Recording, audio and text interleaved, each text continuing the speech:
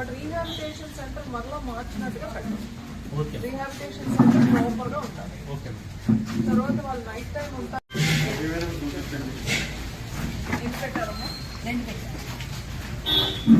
మామూలు ఫీజు ఉంటారు కదా మేడం, కరెంట్ అది ఇబ్బంది వస్తుంది. రెండేసి అవసరమైతే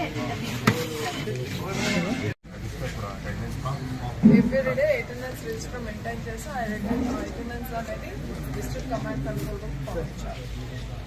ఎంతమంది వచ్చారు అనేది పెట్టుకోవాలి. స్వీపర్ పంచాయతీ వాళ్ళు కూడా ఒకసారి రండి అమ్మా. వాటర్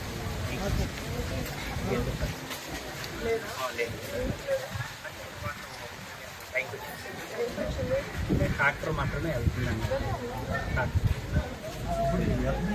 ప్రస్తుతానికి ఎక్కడ ఆంజనేయపురం